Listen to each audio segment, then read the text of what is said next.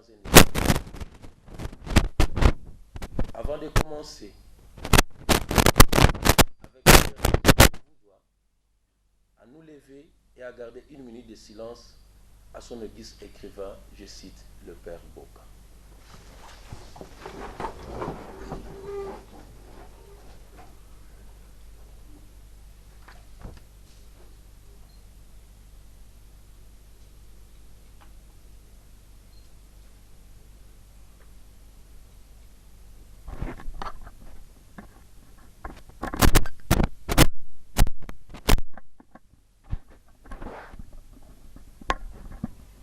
Merci.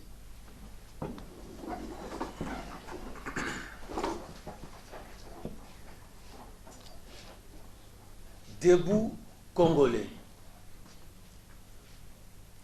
Dans mes analyses et dans mes recherches,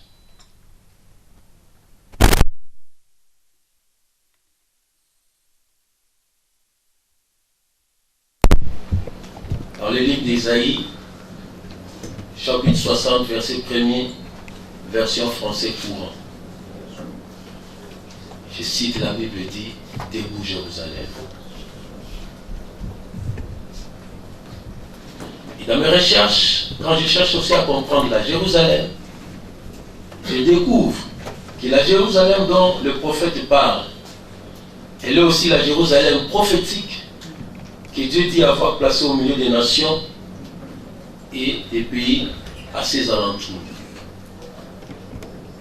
Et quand nous lisons Ézéchiel 5.5,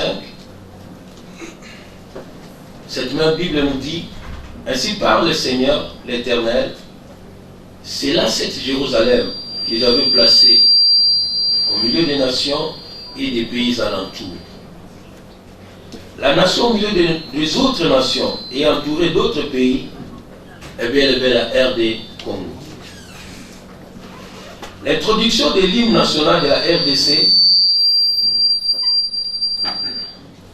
invitant nommément le peuple de la RDC de se mettre debout, est très révélateur, car il indique le fondement du succès ou de la réussite dans tous les domaines de la vie.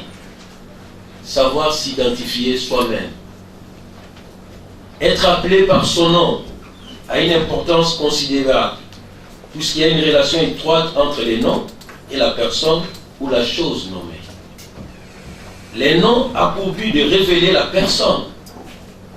Il exprime sa personnalité à la telle enseigne que connaître le nom de quelqu'un, c'est le connaître intimement.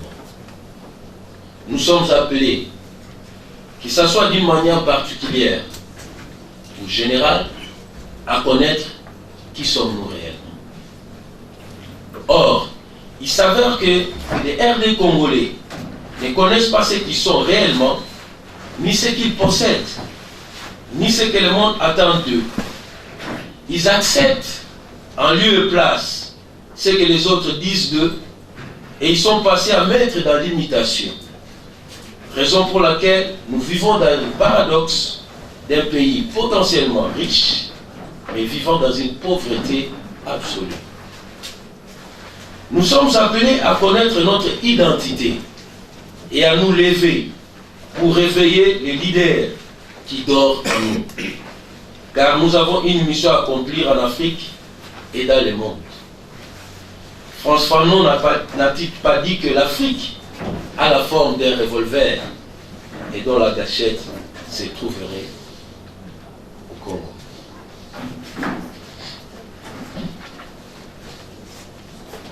Unis par l'essor, unis dans l'effort,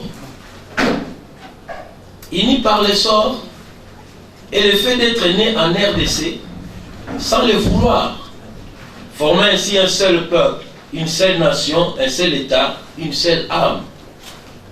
La preuve est dans le multiple échec que la population fait subir chaque fois à tous les complots pour balkaniser son pays, malgré les moyens financiers et matériels mis en disposition par ses commanditaires. Unis dans l'effort et l'appel au peuple RD Congolais à travailler ensemble pour le développement de son pays et sa mise en orbite dans les concepts de la mondialisation, c'est grand rendez-vous d'y donner et de recevoir. Unis dans l'effort, c'est l'invitation à répondre à la question de savoir qu'est-ce que je fais pour le développement de la RDC en lieu et place de ce que la RDC fait pour moi. L'unité de la RDC, il est à souligner, elle est répétée par la plupart des personnalités qui viennent au pays, que ce soit dans les domaines religieux, scientifiques ou politiques. Les RD congolais doivent faire de ces concepts leur cheval de bataille pour dire que ce pays est appelé à demeurer uni dans sa configuration géospatiale de 1885 d'après la conférence de Berlin, sans subir une modification quelconque ni un complot, d'où qu'il viendra dans la quête de sa partition. Le roi Baudouin Ier, roi de Belgique, lors de son allocution faite le jour de l'indépendance de la RDC en 1960, a déclaré: le monde a les yeux fixés sur vous. Restez unis et vous saurez vous montrer digne du rôle, du grand rôle que vous êtes appelés à jouer dans l'histoire de l'Afrique. Je répète, le monde entier a les yeux fixés sur vous. Restez unis et vous saurez vous montrer digne du grand rôle que vous êtes appelés à jouer dans l'histoire de l'Afrique. Et même la Bible nous exhorte aussi à rester unis. Car comme le corps était un, et a plusieurs membres, et comme tous les membres du corps, malgré leur nombre, ne forment qu'un seul corps, ainsi en est-il de Christ. 1 Corinthiens 12, verset 12. Dressons nos fronts longtemps courbés. Dressons nos fronts est la position de celui qui refuse de demeurer dans l'humiliation, dans l'échec ou dans la honte. La RDC est restée longtemps courbée dans l'humiliation de l'esclavagisme, du colonialisme, de la dictature, de la pauvreté, de la médiocrité, de la misère, qui paraît comme des fléaux insupportables.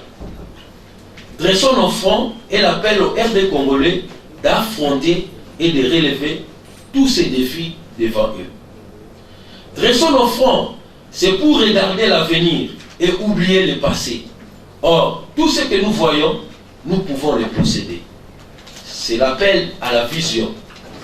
Et la Bible dit que quand il n'y a pas la vision, le peuple marche kaya ou le peuple périt, dans le sens de manquer de but.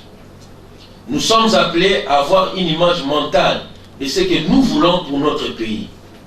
La vision détermine ce qu'une personne peut faire, ce qu'une personne veut faire, comment le faire, où le faire et quand le faire. C'est pourquoi les RD congolais doivent savoir ce qu'ils veulent pour leur pays. Quelle vision ont-ils pour leur pays? Où veulent-ils mener la RDC d'ici 5 ans, 10 ans, 30 ans? Allons-nous rester un pays qui subit et traîné par les autres, ou voulons-nous devenir un pays qui influence les autres? Kim Pavita a dit: il naîtra au cœur de l'Afrique une nation qui influencera le monde en son temps. Et je parie que ce temps-là, c'est ce temps que nous sommes en train de vivre. Longtemps courbé fait penser à la notion de temps, qui est devenu l'ennemi premier du peuple de la RDC. Le temps en RDC n'a pas la même importance comme partout ailleurs. Si le temps est linéaire pour les autres peuples, chez nous le temps est circulaire. Si le temps est un bien vite périssable, chez nous le temps est un bien durable et élastique. Si le temps représente l'argent, chez nous il ne représente aucune valeur marchande, monétaire. Si le temps est un bien économique, chez nous il n'a aucune valeur marchande. Si le respect des temps est une vertu, chez nous le respect des temps est un vice. La bonté de Dieu a accordé à toutes la même durée de temps pour une journée, à savoir 24 heures. Durant cette période de temps, les uns sont devenus des pays riches et producteurs à l'échelle mondiale, tandis que les autres demeurent très pauvres, endettés et consommateurs, dont fait partie malheureusement jusqu'à présent la RDC. Le changement pour faire décoller ces pays va s'opérer que le jour où nous allons réaliser que l'État est un bien précieux que la nature nous a légué et que nous devons maximiser le plus possible pour notre bien-être. Heureusement, la lumière divine s'est levée pour le peuple de la RDC. La glorieuse présence du Seigneur va lui éclairer pour discerner ces temps présents. Et pour de bon, prenons le plus bel élan dans la paix. L'État a sonné pour prendre de bon le plus bel élan du développement, comme un athlète de 100 mètres qui est prêt à bondir pour aller chercher, arracher la couronne devant lui, malgré la présence de ses adversaires. Pour de bon, prenons le plus bel élan et l'invitation à l'établissement des principes pour la bonne marche et la bonne gestion de notre pays. Et les principes divins demeurent si réellement nous tenons à l'émergence de la RDC le meilleur que nous sommes appelés à adopter, tels que l'amour, le travail, la justice, la vérité, l'intégrité, la norme, la mesure exacte, l'équité, la théocratie que j'ai définie comme les choix des animateurs de nos institutions par Dieu lui-même. Dans la paix, il appelle au peuple RD congolais d'être les artisans de celle-ci. Ils sont invités de militer pour l'établissement de la paix dans son pays et d'en exporter à ses voisins, jusqu'aux extrémités même de la terre qui souffre de toutes sortes de calamités et qui a soif d'une véritable paix que seul l'être suprême est capable de donner. Peuple ardent, par les labeurs, nous bâtirons un plus beau qu'avant. Un pays plus beau qu'avant. Merci. Peuple ardent est l'image que les RD congolais devaient présenter en face du monde. Pourtant, la RDC est considérée aux yeux du monde comme un pays pauvre, très endetté et classé dans plusieurs statistiques diverses. Or, une révélation même de la Bible dans le livre d'Ésaïe chapitre 18 atteste que la RDC est une nation forte et vigoureuse et sa population comme un peuple redoutable, travailleur, capable d'accomplir des œuvres inouïes. Le peuple de la RDC ignore son identité et ses potentiels. Tels sont ses vrais problèmes. J'ai cité Ésaïe 18, verset 2. Allez vers la nation forte et vigoureuse, vers ce peuple redoutable. Par le labeur, que nous bâtirons un pays plus beau qu'avant, est l'invitation au travail dur, comme l'un des principes pour l'émergence tant rêvée de la RDC. Un ancien ambassadeur américain à l'ONU, Bill Richardson, le 5 novembre 1997, a déclaré devant le comité des relations internationales de la Chambre des représentants ceci. Le Congo est un élément essentiel des intérêts américains en Afrique. Ces pays renferment des opportunités économiques énormes.